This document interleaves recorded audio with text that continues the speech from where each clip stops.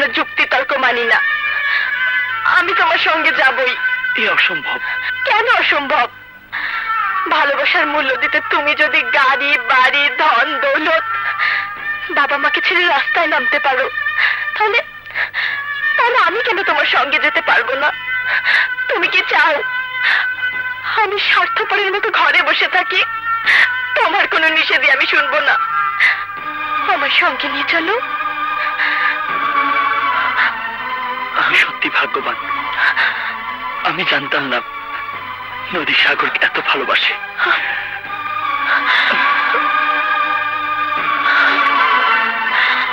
চলো। তোমরা কোথায় যাচ্ছ? বাধা দেবেন না স্যার, আমাদের যেতে দিন। তোমরা যা করছো তা পাগলামি ছাড়া আর কিছুই নয়। আচ্ছা, কেন আমার জীবনটা দুর্বিষহ করে তুলছো? আসলে তোমরা কি চাও? ভালোবাসার ঘর বাঁধতে চাই। শোনো মাই বয়, ভালোবাসার যেমন দাবি আছে, জীবনেরও তেমনি চাহিদা আছে। সে চাহিদা তুমি পূরণ করবে কি দিয়ে? তুমি কোটিপতি বাবার একমাত্র সন্তান হতে পারো, কিন্তু তোমার নিজের বলতে তো কিছুই নেই। আয় নেই, রোজগার নেই। তোমরা থাকবে কোথায়, খাবে কি? দরকার হলে ফুটপাতে থাকবো। একটা শুকনো রুটি দুজনে ভাগ করে খাবো। আবেগে রঙিন কাজ বাস্তবের কঠিন আঘাতে ভেঙে টুকরো টুকরো হয়ে যাবে। জীবন তো আবেগ দিয়ে চলে না। বাস্তব বড় নির্মম, বড় নিষ্ঠুর।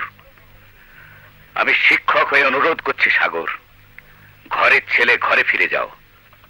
যে ঘর আমি ছেড়ে আসতে বাধ্য হয়েছি সে ঘরে আমি আর ফিরে যাব না স্যার। আমিও বাবা হয়ে আমার কুমারী মেয়েকে তোমার সাথে এই রাতের অন্ধকারে অনিশ্চয়তার পথে যেতে দিতে পারি না। তাহলে কি আমাদের এই পবিত্র ভালোবাসার কোনো মূল্যই আপনার কাছে নেই? তাহলে কি জীবনের চাহিদার কাছে ভালোবাসার কোনো মূল্য নেই? তোমরা আমাকে ভুল বুঝো না। সমাজ সংসারকে তো আমি অস্বীকার করতে পারি না। শোনো, যেদিন তুমি একটা মাথা গোজার ঠাঁই আর দুজনে ডাল ভাতের একটা নিশ্চিত ব্যবস্থা করতে পারবে, সেদিন আমি নিজে নদীকে তোমার হাতে তুলে দেব। ঠিক আছে স্যার, ঠিক আছে, আপনার সব কথা আমি মেনে নিলাম। আমাকে দোয়া করবেন।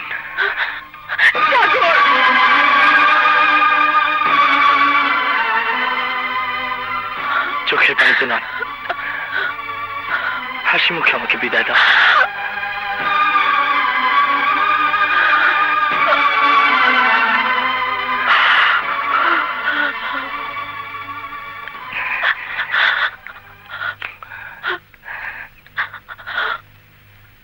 আসি,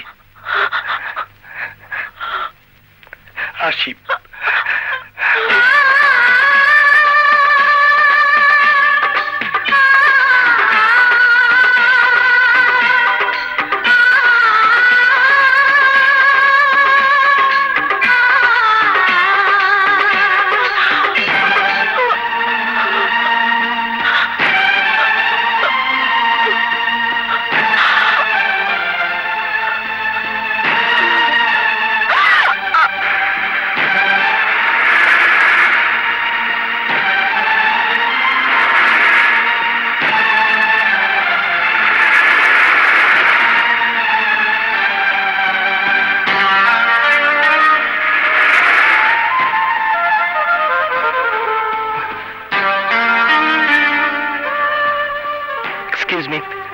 আমাকে একটা কাজ দেবেন? সরি, আমাদের এখন লোকের দরকার নেই।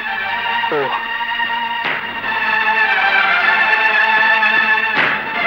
এখানে কোনো চাকরি নেই ভাই।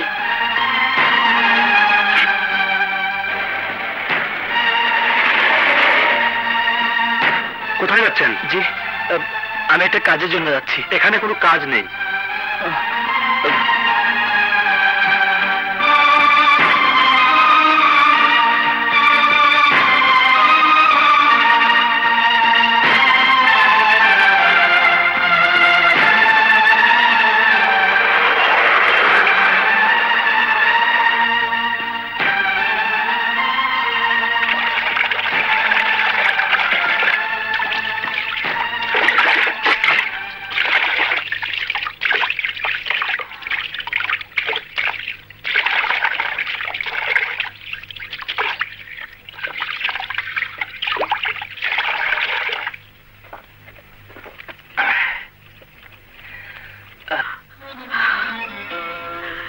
সন্ধে হয়ে এলো, সেই সকাল থেকে ছেলেটার দেখা নেই।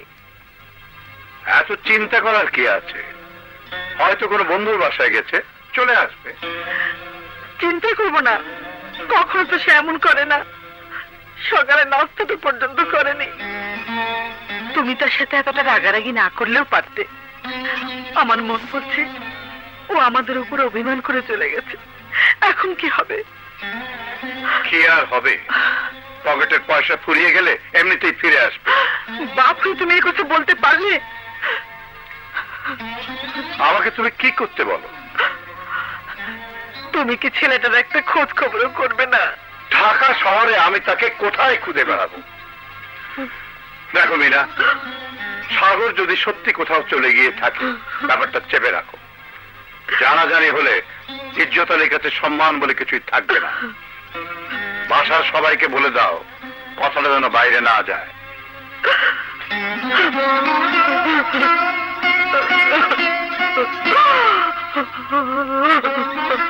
আম্মা, আমার জানা মতো সব জায়গায় গেছি, ছোট সাহেবরে কোনো গানে পাইলাম না।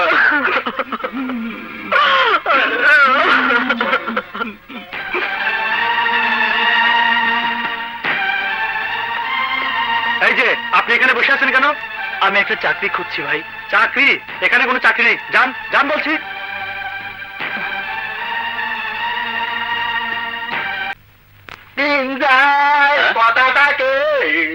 এটা কি? এই ছেলে, এটা কি ঘুমার জায়গা? ওঠো ওঠো। এই এই ছেলে, আরে দেখি, এই ওমা, এই দেখছি বেহুশ হয়ে পড়ে আছে। ববি, এই ববি, তো কি যন্ত্রণা? এই এই মক্কেল কেডা? আরে কথা বাদ দিয়ে তাড়াতাড়ি করে উঠা। সকালে সব ঝামেলা। ওই মিয়া, কি হয়েছে?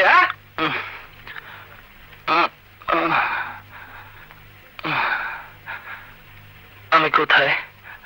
আমার কি হয়েছে? তোমার শ্বশুর বাড়িতে তোমারে মির্গি বেড়ামে ধরছে, ওখানে মানে মানে কাইটটা পড়ো। ভাই, ভাই আমাকে একটা কাজ দেবেন, যে কোনো কাজ। একটা কাজের জন্য আমি ঢাকা শহর চষে বেরিয়েছি।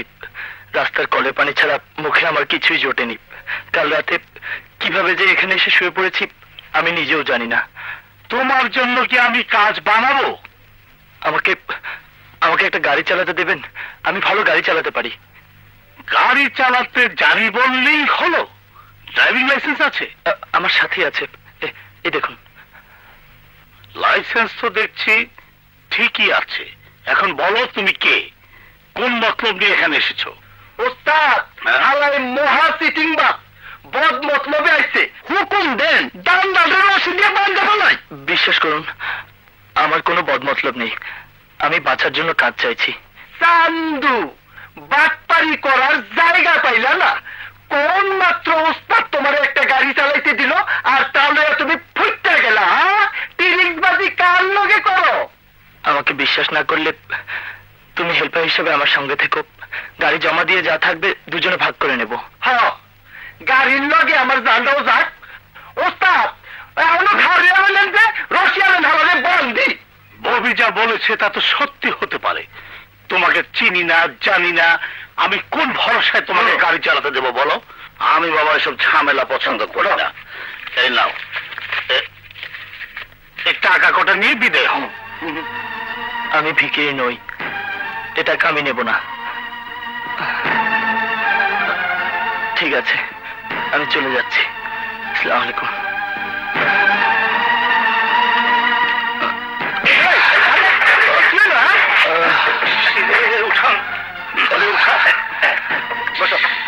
আমার কথা বলে তাড়াতাড়ি সবই ডাক্তারকে দেখে নিয়ে আয়।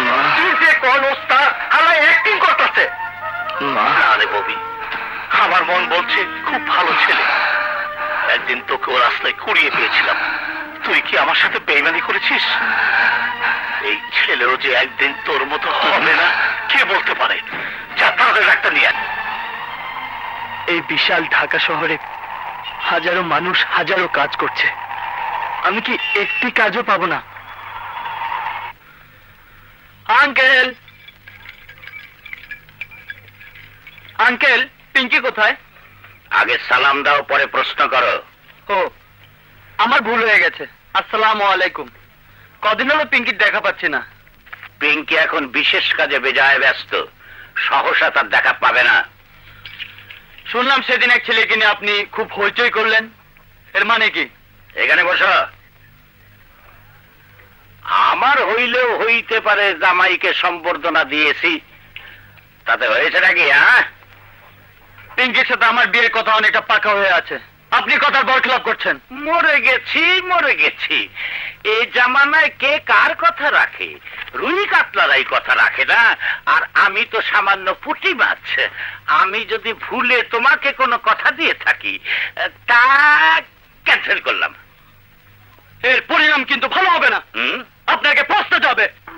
কি? আমার সাথে মাস্তানি? তোমার মতো পেটি মাস্তানের সাহস তো কম না। তুমি আমার সম্পর্কে ভাতিজা, নইলে তোমার টেঙ্গি আমি ভেঙে দিতাম। শোনো ডন মিয়া, যার মালতানি আছে তার সাথে মাস্তানি চলে না। শহরে টপ রং বাজরা আমাকে দেখলে সালাম দেয়, আর তুমি তো হইলে ফু।